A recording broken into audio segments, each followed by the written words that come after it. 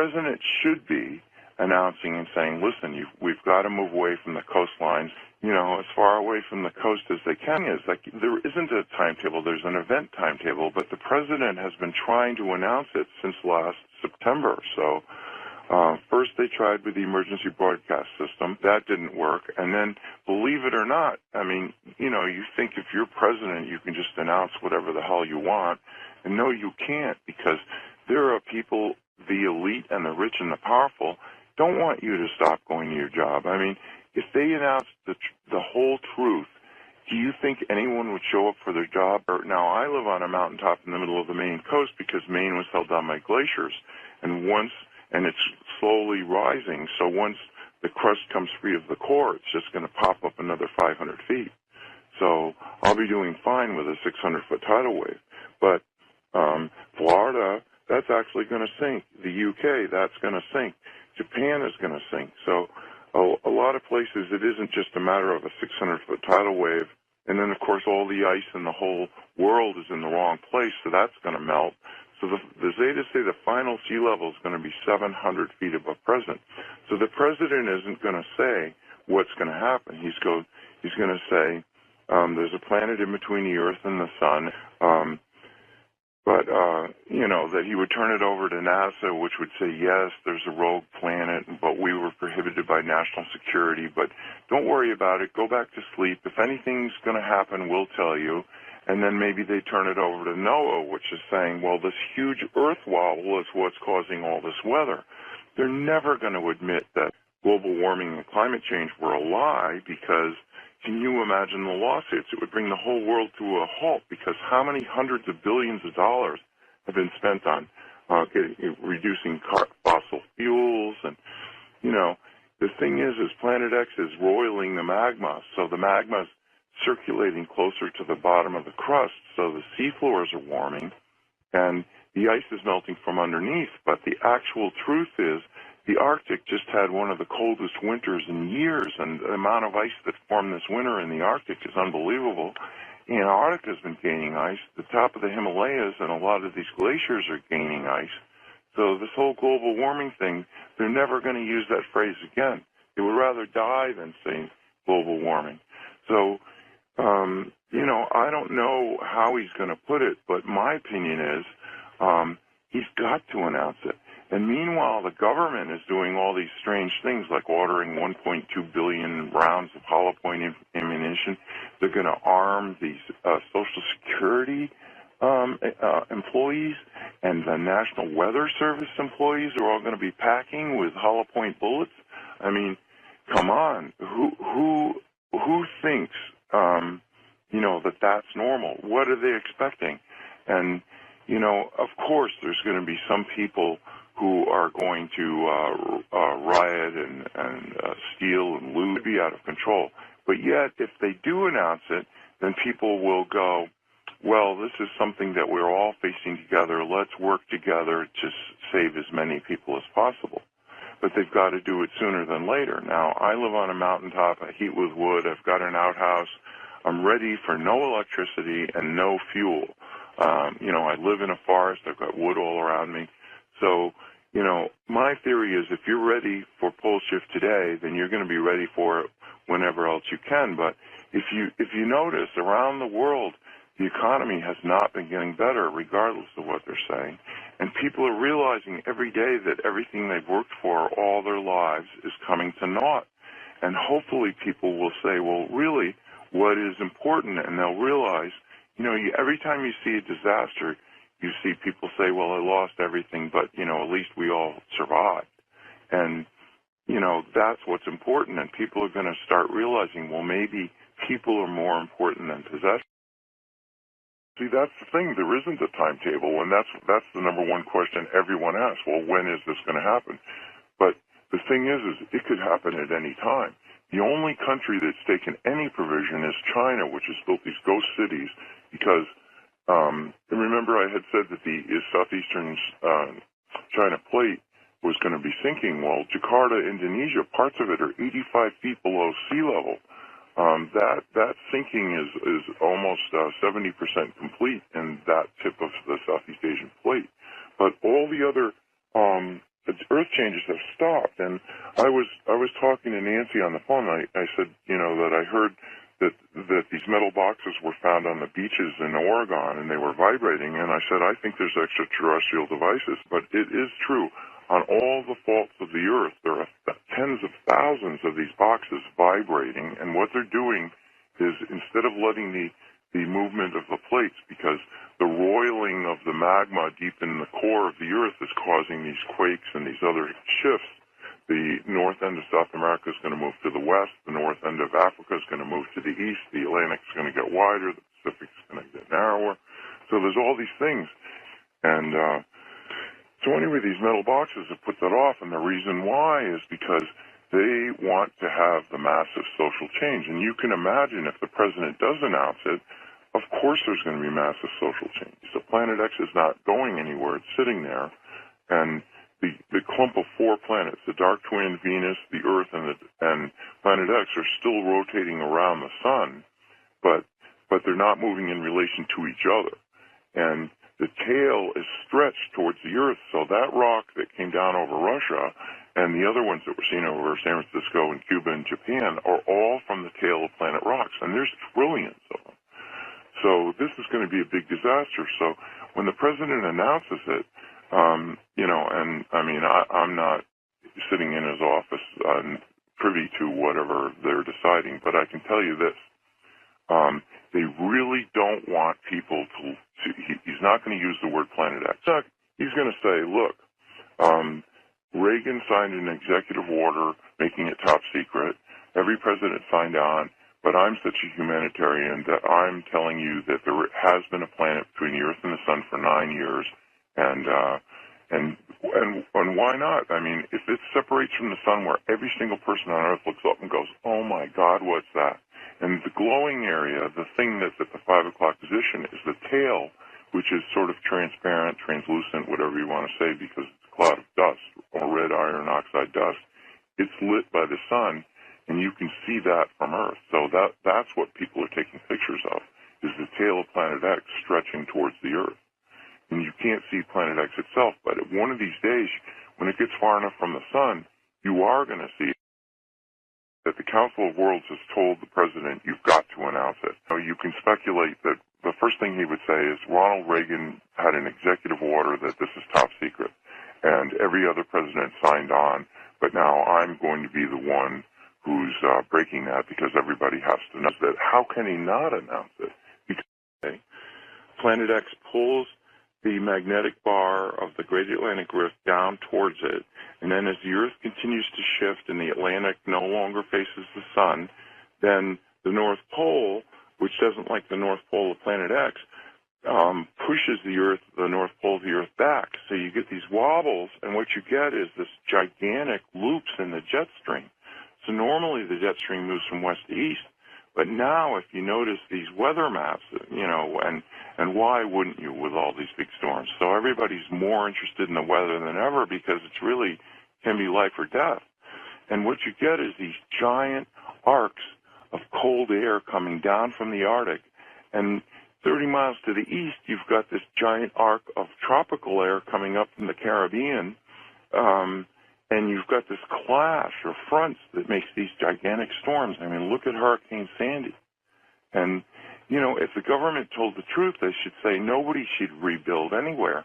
But it's just like Katrina in New Orleans. People are saying, well, we're going to bring it back, and it's going to be so meaningful, and we're going to have Seaside Heights, New Jersey, ready for the tourist season. And, but the truth is nobody should be there now at all because this is right in the danger zone.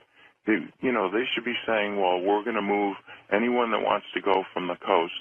And that's the interesting thing. The Zetas have said even when this is announced, probably only as much as 60%, but no more than that, are going to go, oh, my God, we've got to go to safety. And the rest are going to go, well, I really don't want to change anything, so I'm going to keep going to work. And if a tidal wave washes over me, then that's it. I'll just die. Well, okay, that's what this life is like. You're entitled to be a skeptic, you're entitled to be in denial, and you're entitled to die in it, but there's no reason for you to do that. So the binary star is quite a distance away. That's why it takes 3,657 years for Planet X to return. So it's something we've never seen because it's burned out, but it is a huge body, and that's where it started. And evidently, Planet X has been coming here at least 2 billion years. So, it wasn't that the Anunnaki were always there. They reached a point where they decided they wanted to powder the gold and put it in their atmosphere to keep the planet a little bit warmer. It's got giant hot magma in its core, and it's got water, which has the highest specific heat of any substance in the universe, so it holds heat. It takes longer to heat water than anything in the universe, and water holds heat longer than any. So, but they were getting cold, so that's where the whole quest for gold came from. That Phobos is a spaceship because it's hollowed out and it's got chambers in it because they use ground-penetrating radar. But actually, Phobos is one giant gold nugget, and the Anunnaki, since they came back, have been mining. Go do a search in Wyoming. Dick Cheney tried to get the Wyoming legislature, and he only failed by a few votes, to buy a used aircraft carrier. Now, with Wyoming, Edgar Cayce said that Omaha was going to be the greatest seaport in North America after pole shift, and evidently he's planning that the Mississippi will split wider, saltwater will go up to the Great Lakes, and then up the Missouri and the Platte rivers, and then maybe the Red River. And I guess they were planning to, keep it, in the Great Lakes or in the Gulf, and then float it right up to Wyoming. But you can see why he would want that. It's got nuclear power. It's got a hospital. It holds 5,000 people, and he could load it with fighter strike jets, and be king of the world. And you look at the billionaires around the Earth, they're trying to start their own space programs. So nobody's going to leave Earth and come back as kings of the Earth afterwards. No, they're all going to have to go through it. And whether you're a billionaire or not, you're going to have to roll up your sleeves. So, you've heard of the idea of these deep underground bunkers everybody was going to head. But, how well are they going to survive in 10-plus power earthquakes? So they're not. But then, after pole shift, at the hour of pole shift, when the tidal waves start, then everyone's going to, after that, there won't be any earthquakes, so people are going to want to be underground, because how are you going to survive? People are going to want to be underground, because how are you going to survive? There are increasing indications that Planet X, also known as Nibiru, is moving in a precise direction towards planet Earth. So what does this suggest for those of us who dwell on this planet? Is there actually a biblical link that correlates with the end times as we know it? Many of you believe that NASA and other government bodies, such as the Pentagon and the CIA, are aware of its approach.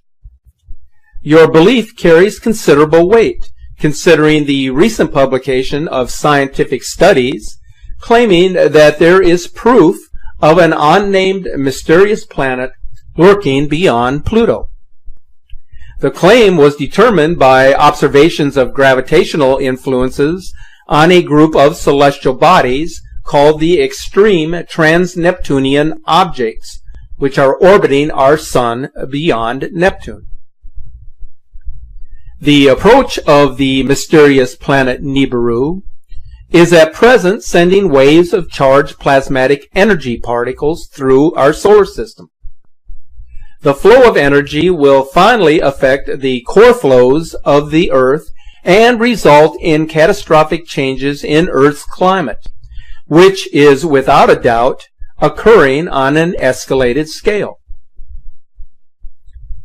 Planet Earth has been feeling the effects of this inbound planet or system of planets since 1996, with records showing a troublesome increase in seismic and volcanic activity, extreme weather patterns, and catastrophic disasters. U.S. and Russian governments are aware of its approach, as is the Vatican hierarchy, which is keeping a watchful eye on the heavens with their sophisticated telescope perched high in the mountains of Arizona. In the meantime, the public is being kept in the dark regarding this approaching apocalypse. The consensus by many is that such an event would annihilate 2/3 of the world's population, while 2/3 of those who survive the initial impact will perish over time due to starvation and exposure to the elements. The question that persists with respect to Planet X is whether this mysterious planet that scientists now claim exists beyond Pluto is the same planet that is believed to have wiped out much of humanity thousands of years ago. There is, however, more to this story than what meets the eye. Based on the research study known as extreme trans-Neptunian objects and the Kazai mechanism, signaling the presence of trans-Plutonian planets, posted in 2014 in the Journal Monthly Notices of the Royal Astronomical Society letters, there are at least 2 planets, part of our solar system, larger than Earth, lurking out there beyond Pluto, and whose existence can be noticed through their gravitational influences. So it is fair to say that NASA understands that these planetary objects are a serious threat to our civilization.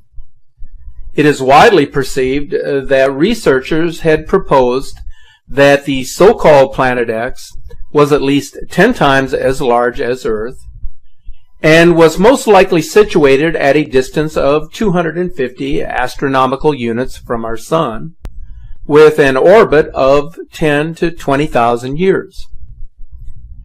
There is an understanding that an approaching large body or a star system of planets and moons can trigger considerable differences in magnetic activity, and recent data from our magnetosphere indicates that this is what is now taking place.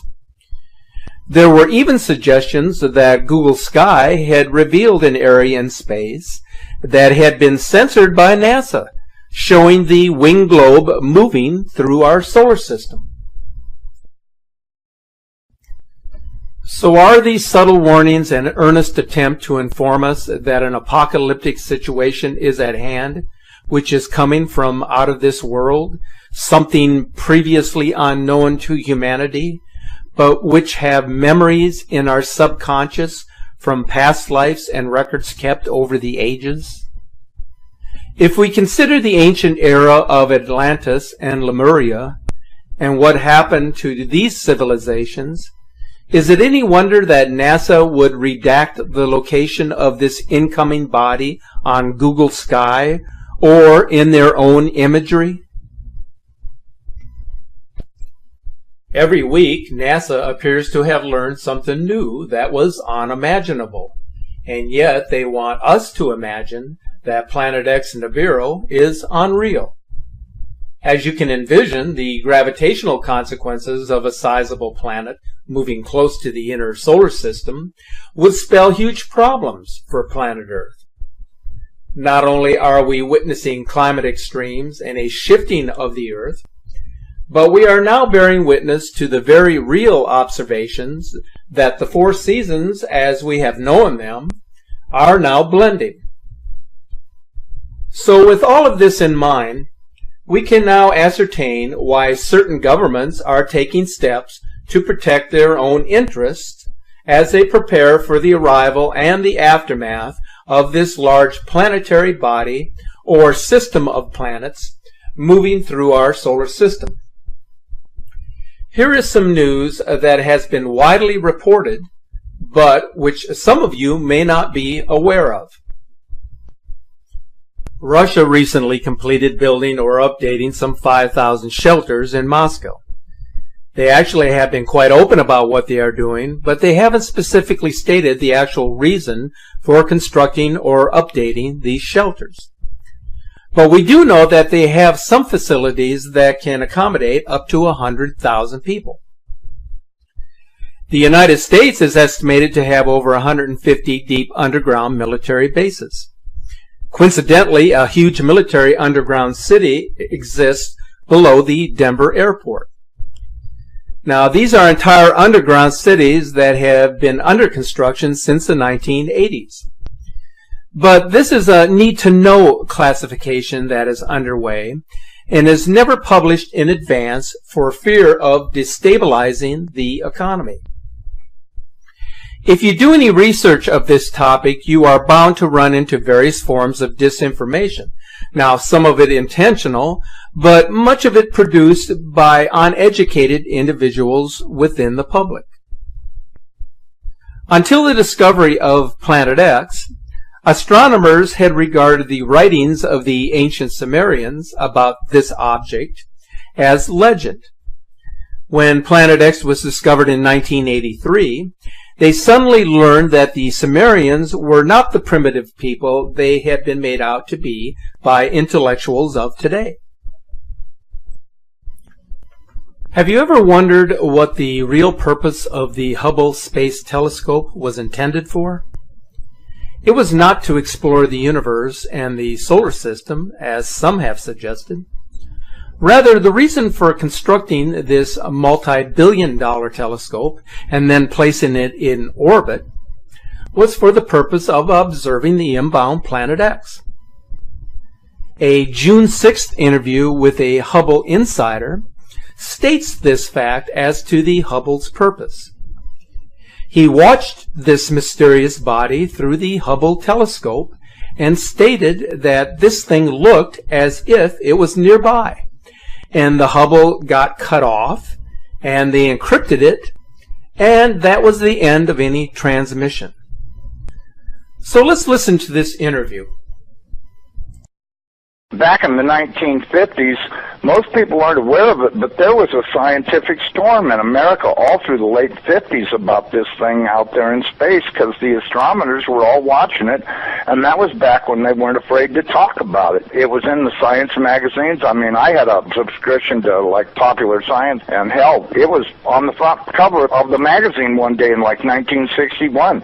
And I was really excited when I saw it because here's this giant red planet on the horizon of the California coast and a humongous tidal wave coming in towards the coast. And having grew up in the mountains of the Sierras, and this thing in the magazine, it said this tidal wave coming in was going to be at least 3 miles high. And I went in and showed it to everybody in the house, and they laughed and they said, look, it says right here, there's nothing to worry about. It won't be here for another 50 years. Hey, guess what? That 50 years has came and gone. And this baby's out there in the sky. They've been watching it. I watched it. And I can tell you, this thing has got so much trash coming around it. You know how we live in a solar system? We've got 9 planets and a big sun. This thing has got 7 planets and its own sun. The years as it went by and we watched it, it got bigger and bigger and bigger. And then finally, about 2008, we could see this thing like it was across the street. And we could see that it was a blazing hot ball of fire giving out sparkles of red iron oxide dust for thousands of miles in every direction. And you could see the planet circulating it. Now, I'll tell you one thing that I really am nervous about. I think this thing's got a planet like ours circling it. This is its own solar system. We're about to have a solar system come through the middle of our solar system. This can't be good. But unfortunately, it looks as though that's what's going to happen. We were looking at asteroids. Right close to this thing, there's asteroids that are floating around right near the, that are orbiting the main sun itself. These things appear to be about 500 miles across. This thing looks like a giant red teardrop-shaped dust cloud, and you can see once if you're able to see it up close like we did, you can see every speck out there. Now, these CIA people that I know say that we're not going to be that close to it when it goes past us. They're saying that in order to attain breakaway speed, when it comes up around the backside of the sun, its speed will at least double, possibly more, which will put it here earlier than everybody is saying it will. and that this thing will probably be about 20 million miles from us when it crosses in front of us. And then as soon as it flips us upside down, we're going to go into its debris field. These CIA guys told me that this pole shift will probably happen from start to finish in around 28 minutes. That doesn't give you a lot of warning. When you see that thing out there in the sky, you're going to have to run as fast as you can to your underground facility, because this is going to happen so fast. Now, see, here's another thing nobody's talking about. You've got this giant iron planet that they say is 47,000 miles across, getting ready to come up past us, and when it starts to approach us, it's going to start and have real serious effects. So is it a planet or a failed star?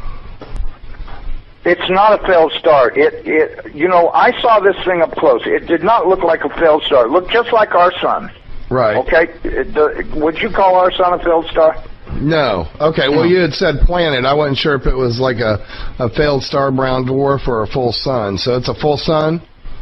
It looks to me like a miniature sun, just like the one we have.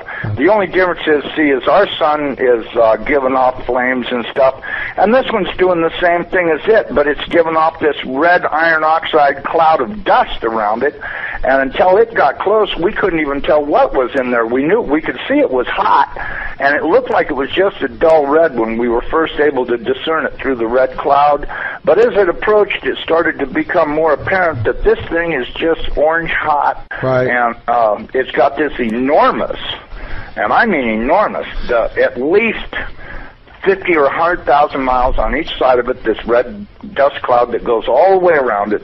I know when we were watching it, as it started to make the upward swing to approach behind our sun, it was amazing. The red dust cloud settled down. Instead of being round, it started to settle down into a V, like wings, upside-down wings.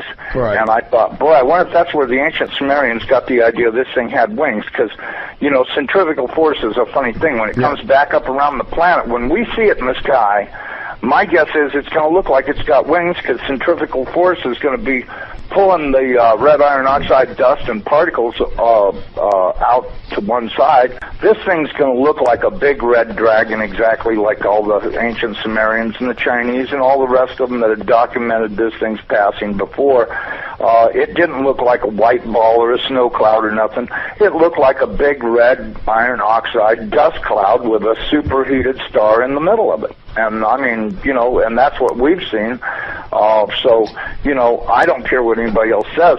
There's a possibility. There's more than one thing out there. You know, I watched it through the Hubble Space Telescope, and when this thing looked like it was across the street, the Hubble got cut off and they encrypted it, and that was the end of any transmissions we had to watch.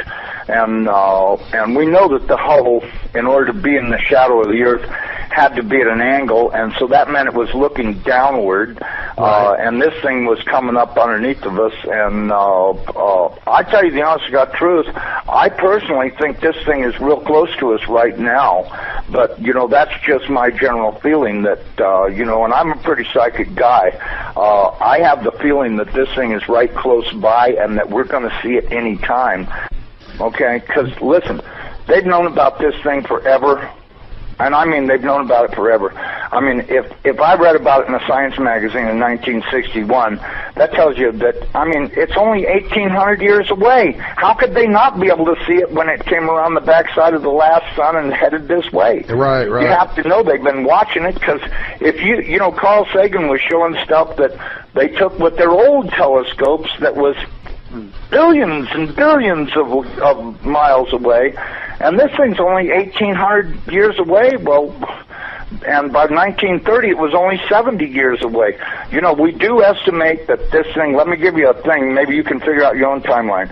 We estimated that this thing is traveling around 3,500 miles an hour, okay? Okay. That was our estimate of its speed. Now, it has been picking up speed, and that's the reason why we think it's going to arrive early, because when it comes around the backside of the sun, it's got to double that speed in order to attain breakaway speed to leave the sun and not wind up orbiting it. It's never orbited the sun in the past that we know of, so that means that it's going to have to attain breakaway speed to head back out into space. Now, you look at the NASA videos, photos, and all this other crap those morons put on the internet. This thing is coming in. It's gonna, as soon as it goes around the top of the sun, it's gonna go back out into space. Right. And it's gonna do this really fast. When it goes past us, it's gonna go past us so fast that we'll almost have no time to get ready. That's my opinion, but, you know, just drawing it out on paper a few times and thinking about it, and I went, you know, if this thing picks up enough speed to make breakaway speed, then that means it's going to come past us. You know, this thing, according to what I was told, is that this thing is approximately 47,000 miles in diameter, you know, 4 or 5 times the size of the Earth, and it'll come past us, and we won't have a lot of warning, and we won't get to see it in the sky until it's on us. Now, I was told that the poles are not shifting at 42 miles a year. They're shifting at 42 miles a day. And the reason is because this planet is rolling over to face this thing. Now, when it goes by, it's not going to push our North Pole away. It's going to grab our southern pole with its northern pole, and it's going to be like somebody kicked this planet in the ass. That earthquake that it talks about in Revelations, when the opening of the 6th seal comes, from what I've been told, that's very accurate, because that's exactly what's going to happen. There's going to be a massive earthquake when it locks onto us. As it goes past us, we're going to follow it right upside down. The oceans are just going to be roaring from pole to pole, as you could well guess they would, because if you take a planet that's 7,000 miles across and roll it upside down in 30 minutes, you're going to have some real serious problems with wind and water. We should be preparing to expect this thing to show up any time. So this particular insider is stating in the most revealing terms that something ominous is heading our way that NASA has known about for decades. Nibiru, aka Planet X, and referred to by the Vatican as wormwood, has a mass that is 3 to 5 times the mass of Jupiter. Its composition is cesium, iron oxide, iron, oxygen, and ozone. And according to the interview by the Hubble Insider, it consists of 7 planets and moons that orbit it and innumerable asteroids. Its existence is known by all of the major governments of the world, and they are prepared, as I described earlier in this presentation. The object is very big, and until recently it is a red dwarf star visible only in the infrared spectrum. The agent claims that the government is monitoring the system and that in 2008 it could be seen in high detail with infrared telescopes. But the manner of observation is beginning to change. Using deductive logic, a number of independent videos are capturing its close approach now. We can speculate about its existence and whether the images and videos being published on a regular basis are genuine captures. But it doesn't change the narrative that something big is out there. Even the most reputable scientists are coming to the same conclusion that we have been warning about for many years now. That whatever is out there must be found and determined as to its impact upon the solar system and planet Earth. So it's no longer a question of whether it actually exists, but rather its actual location and how long before its absolute impact will be felt on our planet. In closing, I wanted to share with you a few troubling observations that were posted recently on Facebook. The first one is a capture from the Skycam Observatory in Deakin, Australia, showing the two-sun phenomenon. Now, the sun's companion has been visible in this side-by-side view on all Skycam for several days now, which indicates that the Nemesis system is rising to the ecliptic, as I mentioned in the video which I published on October the 28th. So something is definitely taking place now, and it behooves us to start paying careful attention to the skies. So if any of our viewers and subscribers have anything of value, any type of information or images you care to share with us, please forward them over here for a review as soon as you can. Also mentioned in this video presentation was the indication that this system would be accompanied by a long trail of debris consisting of fairly large-sized meteors and asteroids. The number of space objects that are penetrating the Earth's magnetic field has increased substantially in the past couple of years. So take a look at this incredible capture from Japan on October the 31st. Okay, but the point is this. Here's what they're going to have to do. And mark my words, this is what's going to happen. Sometime 4 months to 6 months prior to the point in time when thousands of astronomers are going to say, we see a new star. What's going on? All right? They are going, the government is going to have to declare martial law before that time. Right. All right? And now they're going to know, because they know, and they have infrared telescopes. They got satellites that they've already sent out years ago that are way out there, already taking some great pictures of it. It's what most of these missions are for. Absolutely, and the missions, and I got news. You know, for every mission you know about, there's 10 that you'll never heard about and will never hear about. Okay, trust me on that one. So, and most of the time when they talk about having weapons, talk about we're working on a new this or we're working on a new that, we already have had it for 15 years and have been using it when they come out and say we're starting to look at it. Okay, and that's a reality. So get back to Nibiru and Uncle Sam.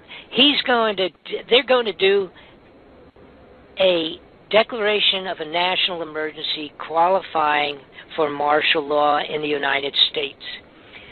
They have written in their own paperwork many years ago, whenever this situation was to arise, but I mean this situation, a situation where it was needed to have martial law, that it would have to be presented to the people in a manner such that they feared for their very existence, so that the government will easily, more easily than not, have martial law accepted in our backyard.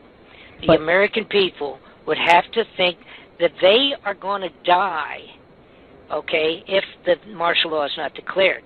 And it will be one of three manners. It will either be an extreme terrorist event taking place in several cities in the United States simultaneously, or like a 9/11, but in 4 or 5 cities, or it will be an outbreak of a disease like something like Ebola, or a general uprising among the people, such as a race riots out of control. All right. Now, all of these things is what I had figured would be applied to a national emergency martial law, and not all of them together. I didn't mean that, but one of these three, or even part of that is the possibility of a serious war with Russia or Russia and China. Okay. Now, I had put this into my studies about 1.5 years, 2 years ago, and it was for the most part before we had all of that Ebola crap surface, and it was before ISIS. There was no ISIS 2 years ago to speak of. You know, these characters cut people's heads off, you know, just because you didn't know how to recite the Quran properly or something. Those guys, all right, that's the big terrorist group that for the most part didn't even exist 2 years ago, 1.5 years ago, so to speak. The Ebola, it did exist, obviously, but it wasn't, you know, a couple of people died in America with it. You know, they kind of tested the water with that one to see how people would react. And the other one is, of course, that Russia, up 2 years ago, hadn't started to move on into Ukraine. So now we have all of the possibility of a Russian problem, serious. It's a serious problem. We have the problem of the diseases. They're all over the place now. We got measles breaking out. We got Ebola. We got all this gobbledygook happening again. And then, of course, the ISIS concept of terrorism. You know, the possibility.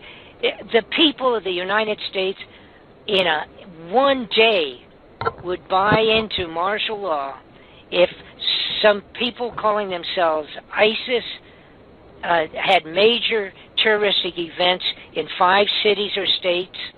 The American people would accept martial law tomorrow. Yeah, Bob, but this is the problem I have with that, is because that may be all true, but if when the shit hits the fan and this thing passes, we're going to realize that our government was lying all this time. Are they going to be able to keep our loyalty? Right. Well, now let me explain to you why that doesn't even. Don't even consider that. It doesn't even make any difference. Because here's where they are at, all right? They've been building and getting ready with our money. They've stolen all this money right out of our pockets, all right? When's the last time you think they even spent $1 to fix one bridge in the United States of America? The entire infrastructure, bridge, water ducts, water plants, generators, wire systems, all of that, every one of them in the United States of America are on the borderline of being condemned. That's how lousy they are. We're talking, God knows how many, 500,000 bridges, for crying out loud. They have not spent a penny. That money went into their underground facilities. The foodstuffs was bought with our money. The tunnels were built with our money. All of that has been done secretly to prepare for locations for a limited number of people at the highest level to get out of town and get underground, period. When they close those doors to these facilities underground in the side of the mountains, martial law will already be in effect. The only people up there handling it are also being thrown to the wolves because the people handling a completely rioting civilization on the top of the ground with this stuff taking place. They don't care. There's no more allegiance. They don't care whether you like it or not. Well, how are they going to roll over? Excuse me? How are they going to roll over us after all this happens when the soldiers aren't going to fight for them because they're going to see that they were lied to? Right. At some point in time, there's going to be that realization. Right. Now, by the way, and let me point this out because this is a big part of it. The amount of militarization of the police forces in the United States is totally beyond the dictatorial level already today, as we speak. They have been training in a military direction since at least 1995, when I first saw grenade launchers, gas masks, tanks, troop carriers, 50 caliber machine guns, and full automatics being delivered to the police stations around the entire nation of the world. I mean, every state in the nation here. All right? And that started in the 90s.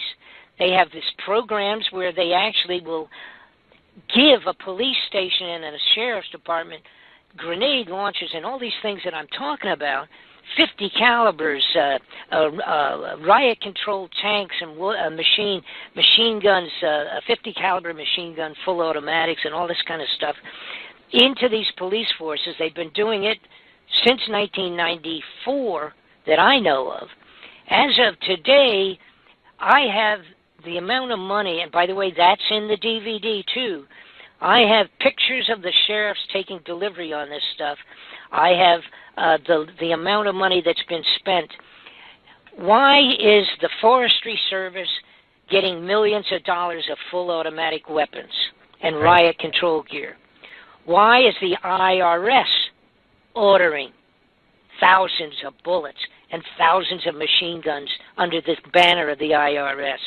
Why does the Social Security system have purchase orders for the same kind of stuff? These are actually false billings in some cases, to where they're just saying that it's going to the Social Security. So what's the Social Security doing with machine guns? All right? So they've been doing that intentionally, and that's to build what is a military-controlled police force throughout the United States of America to control the riots, only to protect those people until they get down underground. Once they're underground and they shut those doors on the facilities, wait till you see the films and the pictures that I've got and the DVDs about this thing in terms of the underground facilities. The doors are constructed so that if an atomic bomb went off up on the top level, it won't even affect their doors. Nobody's going to be able to get any place. Then when we travel through, when we have Noah's floods, and we have all the electrical power off, think about that one. I mean, that's something else too. The electricity gone, period. The entire globe, all the power off. All the satellites completely down 20 days before it even gets close. Just the effect on it. The satellites will be gone, done, finished, terminated. No more banking, no nothing. If you got any money any place, and it won't make any difference. What you're going to need is a place to hide and some food and weapons to protect your family. Right, and any other money you have backed up, you just put it in gold, bury it. Maybe. Food is going to be more valuable than gold. Right, but if you have like $1 million or something, then you just then you buy what you need in food and seeds and weapons and shelter and all that other good stuff, and the remainder... You better buy it. You better do some good timing on it. Yeah. I would say one thing: if they move on begin to if it even appears that there's things developing that might be used as an excuse for martial law, people better really start paying attention before it happens. Okay, now here's the back end of it. How bad is it going to be when this thing comes around? Well, the potentials are really frightening. Yeah, and that will happen from two things. One is the gravitational effect. You know, people, again, it's a little thing that we don't think about, unless you're still in school, so to speak. But the moon is what moves. The little moon, this little non-entity out here, so to speak. That's what moves our tides in and out every day. Just the gravity of that, and the sun. You kind of play in tennis with the water, so to speak, pulling it out, dragging it back, pulling it out, dragging it back. And that's only a third of the size of the planet. And it's nothing, like in reality. All right, this thing coming by, and by the way, coming pretty fast too. And made of iron, strong magnetic field. Potentially made of iron. The gravitational effect would just yank the waters right out of the seabeds. And you got to remember, the Earth's, how fast do you think the Earth revolves on its axis? Very fast, about 800 miles per hour, and centrifugal force. It's actually about 1,000 miles an hour. Right, and the centrifugal force will cause all that water to go on all the coastlines. Well, yeah. The problem is that. So that's one problem.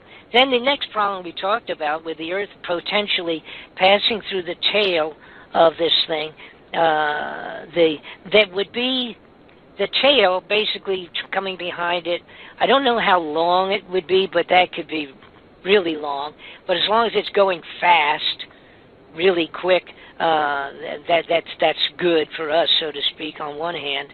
But the tail would be the width, approximately, of the planet itself, all right, in terms of the width of the tail. And then it would diminish off from there. So depending on how quick or how soon the Earth would pass that 1 hour to go through that tail, depending on whether it's real close after the passing, going behind the sun, or if it's X numbers of time, hours after it's passed, that will have to do with how thick or how profuse the junk is going to be, because it will diminish the farther away it is from the body of the Nibiru. But you potentially have that storm of asteroids, meteor storms, or whatever you want to call it. The storm we would go through once and then go through the second time. It's going to be terrible.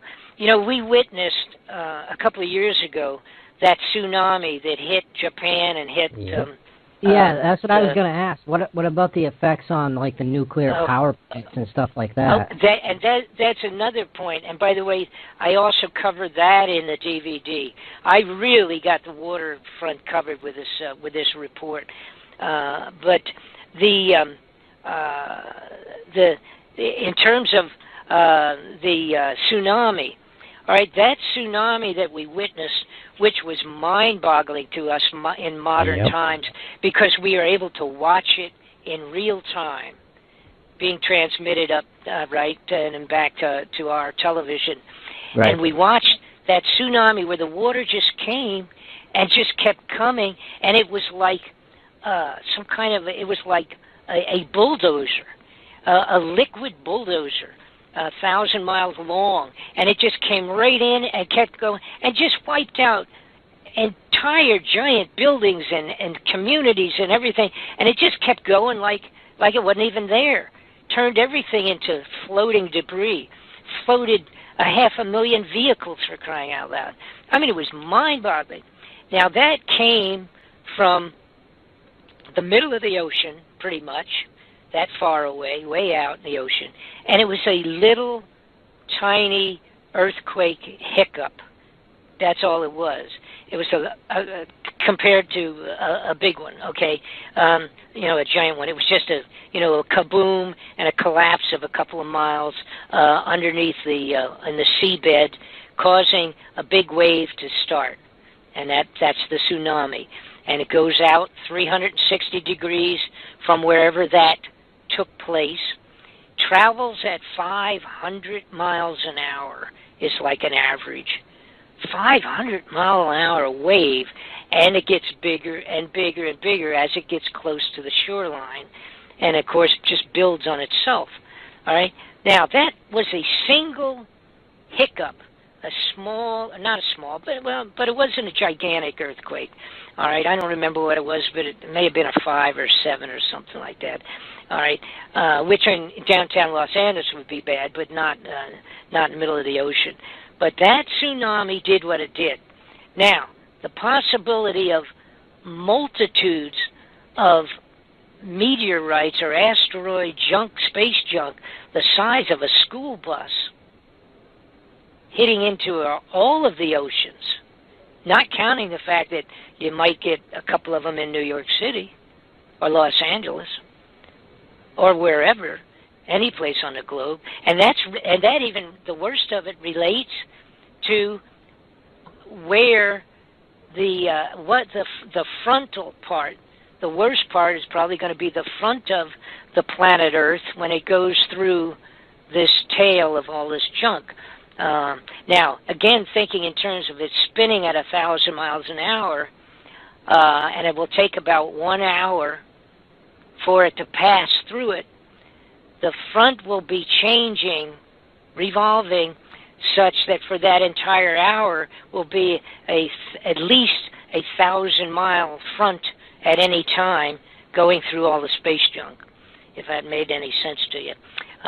It'd be, revolve. Yeah, and the atmosphere at that point in time will be much more thin. Yeah, so if you could take a marker and draw a line from the North Pole to the South Pole and held on to the Earth so it didn't move and pushed it through this mess for an hour, now you do the same thing and draw that line marker and have it spinning 1,000 miles an hour. In the 1 hour it will take from beginning to exiting the junk path, the tail of this thing, you will have had 1,000 miles exposed one time, and then 1,000 miles exposed as the frontal part of this thing the second time. And then, of course, everything behind it, it's hard to analyze what that would be. The mathematics on that is over my head. But, so, what else do we have? So we got junk coming in. We have the gravitational effect on the water. We have what took place, according to the people that have done their serious studies on this thing in history, found out that the Earth, during biblical times, the last time it came through, that it came around, was jogged off of its axis 26 degrees when it came around. Now, that can be gravitational, it can be magnetic, it could be, I don't know exactly what that would have been. But they verified that because in that sky disk that I mentioned earlier, where they found this drawing with gold and bronze, this huge disk showing the picture of the sky. It included, now remembering this was from Germany, it included the Orion belt, or excuse me, not Orion, the son of a gun, one of the constellations. No, I know what you're saying.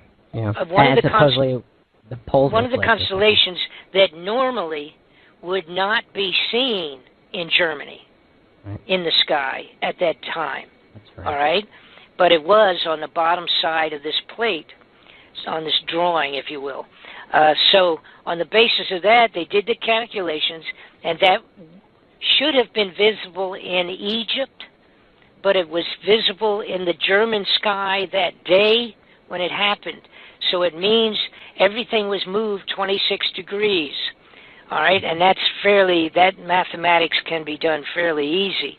Now, they went out and they said, okay, if this really happened the way we think, and on this, during those dates in old historic scripture writings, etc., like the monks in Tibet, etc., the Chinese emperors, astronomers, etc., and sure enough, the entire globe was affected in radical weather, storms, winds, and all of that, earthquakes, volcanoes, all those things were affected during that period of time, and they verified it around the entire globe.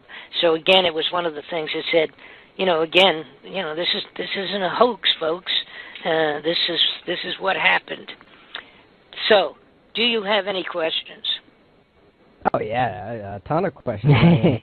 But anyway, come up with one of them. Yeah, I'm going to get a drink of water. Okay. I'm drinking my water. Come up with a question. Sure. Okay.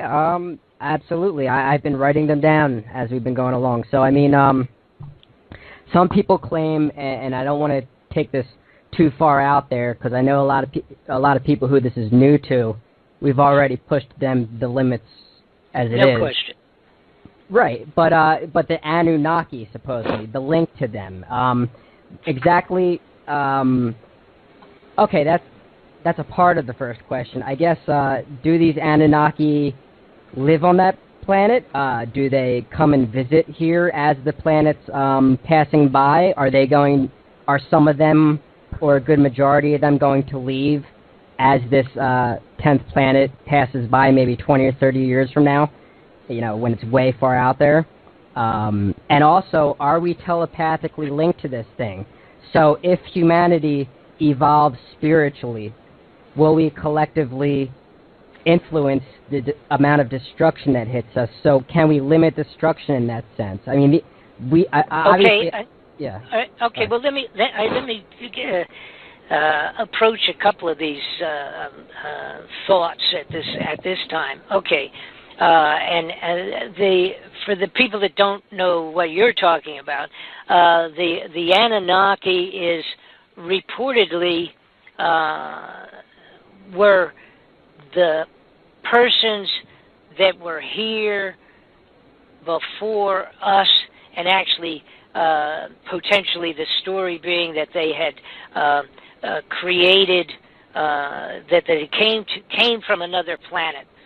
All right, back whatever period of time it would have been, and that they would have been some of the first visitors from outer space, and that literally created many of the, basically created human beings to work under their command, to do mining, on the globe, on the globe of Earth, so that they could take gold back to their planet.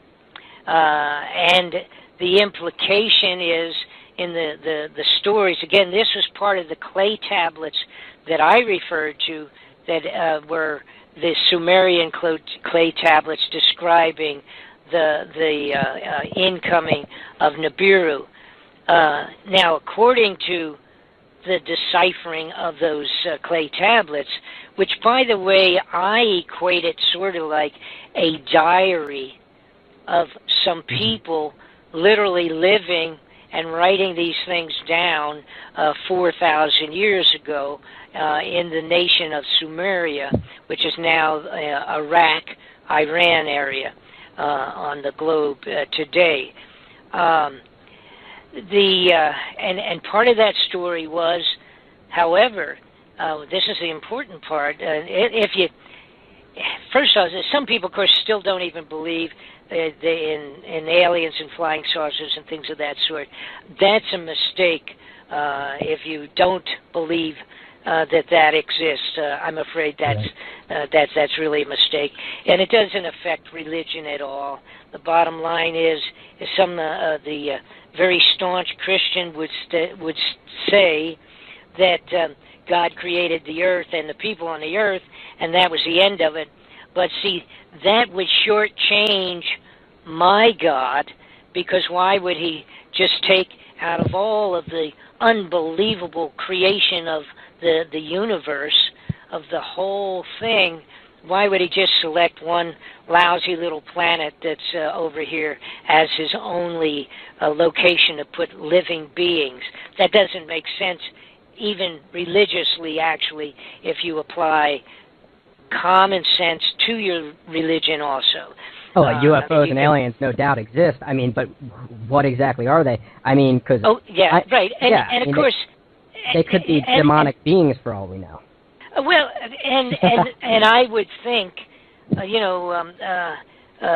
using good and evil as, black and white, left and right, being good over here and evil here, and we all pretty much know the difference between it. You can't say that you don't. I think the problem, and it remains to be seen, myself, I absolutely believe in alien life. I absolutely believe aliens exist on the face of the earth. Mm-hmm. I believe that aliens are working hand in hand with people at high levels of governments on the globe. I believe aliens affected Adolf Hitler. That's a little spooky, because that would indicate, from our point of view, that they were giving a helping hand to the evil side. But we have to realize something, which is really scary stuff. First off, if you accept the fact that aliens are out there and have been zipping in and out of the globe of our Earth for tens of thousands of years, or maybe even 100,000 years, I don't know, which I do believe, absolutely, we have a real problem, and that is that we are no more advanced than a well-grown frog compared to them. And the idea of, are they going to come to help us? That's been a question, assuming alien life exists, which I do believe. To not believe that is foolishness. Some of the admissions that we've gotten from... I believe it lightly, Mr. Fletcher, but I mean, the only thing is, if they were some sort of beings, fifth-dimensional beings, for instance, demonic, whatever, fallen angels, they could make themselves appear however they want. So all these meetings with government officials, they could just say they are from some other planet. Oh, with Hitler. well, whatever. But see, I've done it strictly and totally on the basis of the development of products and things of that in the last 50 years. Okay. There's no way that we went from horse and buggy to landing on the moon in 75 years. Right. You know, I mean, you know, without assistance. Right. You know, I'm sorry. You know, and do you have any idea? When we get into this a little bit, if you want to, do you have any idea how many crop circles there are that have taken place in the last few years? Oh yeah, I've seen a couple myself. I mean, I've seen dozens, probably at least 30 or 40 UFOs in my life. Oh, okay, so. Good. Now here's and that's great because you're a step up on an awful lot of people by the fact that you had seen that many. Yeah. But the point I was going to make is like 25,000 crop circles over the last 20 years or so. Yeah. You know, the number gets mind-boggling, and the intricacy and what they are. Some of them are blueprints. Some of them are astronomical diagrams of space and outer space and planetary constructions. Some of it is medical. Some of it's other types of high-level scientific information. Now, why it's being delivered in that configuration, I'm not sure. But I will say that there are high-level people in the United States that know when they're going to be and when they're going to come, where they're going to show up, take the information down, and then whatever goes from there. Why that's happening, I'm not sure. But those are created by entities off of this Earth. Yeah. There's no question about that. Right. I have very good video. I say very good. It's not very good. It's good enough to be understood. It's not not a Hollywood production video. But I have a couple of good videos of the 18 to 20 inch bronze-colored balls coming down and just going over the field and swinging around in a circle and creating an entire crop circle in 4 seconds. Yeah. We have that on film, see? We have that on film. Now, if you go to somebody and say, oh, I don't believe in anything, you know, say, well, please explain this to me and to the Air Force. Well, I'm 100% with you there. I mean, you see what I'm saying? Yeah. Okay. Now, in terms of a lot of people ask, why doesn't, or do I think that there will be, let's call them space entities that would come in and assist or help us or salvage us in the last minute before this takes place? I hope so. Apparently, they did not back during the time of the Sumerians, because the way the writings go in these clay tablets, the beings that they called Anunnaki, all right, those guys got back in their spaceships and left when they knew it was headed in. And they took off, and they left those mining, very low-level IQ grunts that were back here digging the holes and pulling out the gold and doing that stuff on their behalf, working like slaves, so to speak, or slave entities. They were stuck. They were just there. And the Anunnaki got in their spacecraft and got out of there before they hit the fan. So, anyhow, it would appear, if they couldn't do it then, if they had the ability to come from with the Planet X, it could be that there's life on one of those moons. I don't know. And I have, I don't have any, that's my own supposition, so don't go any place with that. But, that's a possibility. I don't think, if and people say, well, why wouldn't they save us? Why wouldn't they salvage Earth, do what they could to protect it, etc.?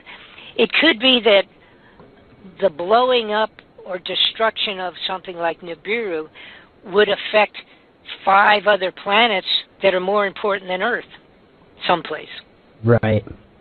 You see, I like the theory where they say that the aliens are leaving us alone because we are our own species and we are responsible for ourselves. And if we destroy ourselves, then that's just the way it's supposed to be. Right? Okay, but that doesn't bring into account Nibiru. You follow me? You know, on that part of it. You know, the idea that we make our own bed and we got to sleep in it. You know, that certainly is true, and we've not broken any great records in terms of humanity for the last 1,000 years. That's for sure.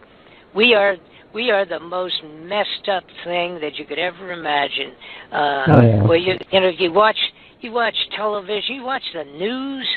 What in the world? And the programs that are popular, the junk that's popular on television, embarrasses me. And like I said, I told you, I was in the rock and roll business. It takes a lot to embarrass me. You know, you go on the road with the Who like I did. Takes a lot to rattle my cage. But the Earth, speaking just for America, you know, shame on us. The condition we're in right now, shame on us all, as far as that's concerned. You know, and I don't want to get into don't want to become a preacher here, but that's the best way to put it, I'll tell you. Shame on us. I have a creepy question for you. Go ahead, I'm ready. This one might creep you out of it. So, like you mentioned earlier, how the Anunnaki created humans to mine gold. I agree with that, and so let me say this now, so people don't get the wrong idea. That is the study of Dr. Sitchin, who was a fellow that did the analysis of the clay tablets from Sumeria, and that was his story. Okay, so go from there. So so what if when they're about to pass, and since Nibiru is supposedly their home planet or home star or whatever, or one of the planets orbiting Nibiru. So what if when they pass, what if like that whole rapture story is true, and what if it's not, you know, God taking us up, but what if it's these aliens, and what are they going to do? Are they going to eat us? Are they just going to start eating a lot of the population, like cattle? Well, see, the big problem is we don't know, and it's my belief. Again, it's just from studying just a multitude of things that many years ago I could have cared less. But unfortunately, I've been put in a position where I've had to study things that I may not have had an interest in. But we don't know. Let's take the average these grays that are been reported as a primary worker that's here all the time. You know, flying in on the different things and doing the experiments on people that have been picked up. They scared the hell out of me. Yeah. Okay, it would, boy, if you weren't scared, if you were picked up by one and a group of them and put up and had experiments done on you. They are the red UFOs, and if I see a red UFO, I do a prayer real fast and just like, you know, I command it to leave basically. And they are very much telepathically linked, so they will usually listen. So we get to talking about the Greys. I think the Greys are a working class, a programmed entity to carry out tasks. I think they are predominantly the characters that are manning the UFOs, the saucers, and things of that sort. Some of them are unmanned, you know, just non-remote controlled objects. Some of them are controlled, like I say, a saucer, like the ones that crashed in Roswell, and there was 2 or 3 of them that crashed there. According to FBI papers that I have from Hoover, FBI Director Hoover at that time. Anyhow, I think they are just a working class, sort of a robot, if you will, and they carry out what they're supposed to, and that there is other thinking entities above them that would control them, and et cetera, et cetera. According to the according to okay, my wife is just telling me what time it is. According to according to I totally lost my direction here. I believe those little entities, they are what they are, and I think a remote control situation. According to many people that have come forward with a thing called the Discovery Project? I think that's what it is. The taller ones are clones. The Disclosure Project, that's what it is. Disclosure Project. These guys, a couple of them I know personally. Their summation is that there's as many as 300 individual different space entities that have been coming in and out for so long around Earth, and there's that many of them. 300 different types of alien species. Yep. Yes, I think that was the number that they had come up with. And the craft, when you really get into it, and as a couple of our astronauts, a couple of the guys, what's his name, went on the moon, Edgar Mitchell. Edgar Mitchell went on to the moon a couple of times, twice I think. I have the recording of it. As soon as they landed, he said, "Oh, they're here. They're ahead of us." And their craft is parked up on the edge of the crater over there, and it's gigantic, and I can't believe it, but they're here, and just like we talked about, they're already up here waiting for us, and you go to the fellow that was in charge of Skunk Works operations that created all our spacecraft designs and all of that. Just before he died, he said, "We have been flying, we have had the capability to go to the outer planets and fly around the planets for years and years." And he says, it's never going to be made public, but we've been doing it for years and years. And when these guys at that level, he had no reason to lie. He was dying, I mean, literally on a deathbed kind of a thing. He said, we've been doing that for, and they're talking about warping space and time. It's the only way you can go between the planets, etc. That is portal wormhole has been an old theory for long. And the truth is, and by the way, you get into that a little bit in the DVDs. The bending space and time is the only way. You can literally end up going forward in time, back in time. Time and space is a graphic entity that can be varied and altered. And once you can figure out how to bend it, you can instantaneously go from a craft 50 miles over top of New York City to 50 miles over top of the moon. Anywhere. And do it within a blink of an eye. These entities that do exist out there, they have that ability. But they also have the ability to help us or not. And I don't think the way the people at the highest levels of our corrupted government have been scurrying around building their rat holes to hide in, I don't think they've had any indication that any space entity is going to come down and help us out when the Nibiru comes back again. I think they will. That's good. Well, I think they're going to be crushed underneath their underground cities.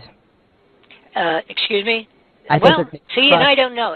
And I don't know. It's a global earthquake here. When this thing passes and the tectonic plates realign and they move back up, this is going to be a worldwide earthquake.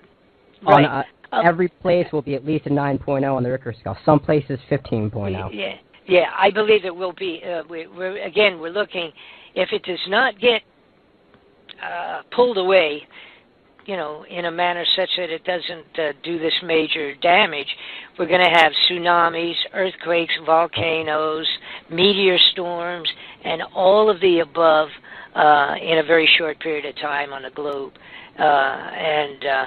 I don't know how well off these people are going to be underground with their facilities. And I'm going to get out of here. But you mentioned it earlier, and you want to have another little thing to just add to the soup here, so to speak. We have 130 nuclear power plants in the United States. Yeah. And when they go through their melt thing, it only takes one, but that's when they need their help. If half of them go through this meltdown situation because there's no way to control them, so you're talking 100 years before the general area, any one of those is even livable again. Yeah, and if all of them go off, you can forget about it. So we're definitely going to need their help. So the whole thing, I'll tell you one thing, there will be a lot of people praying that never believed in God. Yep. That's for sure. Absolutely. Well, that's another thing. Like Revelations, it mentions, Jesus will come in the sky as a thief in the night and all that stuff. But I believe a lot of that stuff is just symbolism for Nibiru. And when people see Nibiru and they see all the destruction, they're going to realize that a lot of what they learned in the Bible was symbolism and that the government was lying to. I don't think anybody's going to trust the government, especially the people who work under them in the military. The military people that they have trying to protect them as bodyguards. They're going to turn on them, I think. They're not going to know when the martial law is declared. Basically, they'll just go in. That's total militarily controlled every street corner, so to speak. Right. But they're not going to know. They're going to be convinced it's because of terrorism or Ebola disease or this thing or that thing. They're not going to be told what it is. By the time that's, again, I'm going to say 4 to 6 months ahead of the first sightings. See, then when the sightings take place, the bad guys, they're already going to be down their hideouts, and they don't care what goes on. They're just going to lock the doors and start eating their dry foods. True. And they're going to be praying that some of them come through it, and I have no idea how long they think they may have to be underground, but they will have to be for a pretty long time. A long time, because according to archaeologists digging up the old dirt that gives that story, the scientific story of what took place, by digging into the dirt and doing the layer thing. The last time Nibiru passed close, it was 100 years of no vegetation in the dirt. Wow. Okay. Okay, sports fans. Hey, right, too bad we didn't have anything to talk about. Good afternoon. This is Universal News Media. Today is March 3rd, 2018. Today we will see something that looks like a flying shoe. We will also see several large planets, moons, and eclipses. All of the images you are about to see were obtained within the last 4 days from the Federal Aviation weather cams scattered across Alaska and Canada. All videos are in time-lapse mode, with each frame equal to 10 minutes. Our first video came from the southeast-facing weather cam located in Say Key, British Columbia, in Canada. One of the eclipse concealment jets projects a large pink triangle onto a shoe-shaped object in the sky. It is being blurred by technology. The flashlight sun, explained in a minute, engulfs this object in glare, while the eclipse concealment jet swings around to line itself up with the object and the center of the flashlight sun. The flashlight sun is a very intense light source installed between the Earth and the Sun, much closer to the Earth. Eclipsing planets pass in front of the real sun, but behind the flashlight sun, so that it's not obvious an eclipse is occurring. The eclipse concealment jet also projects a large triangle over the object being hidden as a further measure to obscure it. Here is a contrast-enhanced view of the object. The flashlight sun moves away, and another contrast view provides better detail. The blurring mechanism is used to hide two planets viewed from the southeast-facing weather cam located in Yukon, Alaska. There is one more planet above the one that the arrow was pointing to. They will both emerge once the flashlight sun has passed in front of them. The black dot in the center of the flashlight sun emits a black positioning indicator beam to the eclipse concealment equipment waiting for a signal. The eclipse concealment jet swings into view in the bottom right corner of the camera's screen, keeping in perfect alignment with the black dot and one of the planets for optimum concealment. Notice how terribly dark it is for midday. It is almost noon. Once past, the planets are then blurred. They then fade into transparency from the atmospheric chemicals. Our next planet is seen rolling across the sky from the east-facing weather cam located in Trading Bay, Alaska. The St. Michael weather cam caught this gigantic view of the sun. This is not the sun. It is the flashlight sun in an eclipse. Another function of the flashlight sun is to completely engulf a nearby celestial object in glare, rendering it non-viewable. The southeast-facing weather cam in Soldotna, Alaska, caught this small moon just emerging from the flashlight sun's enormous glare. A striped planet also comes into view. Thus, the flashlight sun emits a black positioning indicator beam to the eclipse concealment jets waiting for a signal. In response, a reflection of the concealment jet is viewed in the lower right corner of the screen, keeping in perfect alignment with the eclipsing planet and the black dot for optimum concealment. Both planets fade into transparency from the atmospheric chemicals.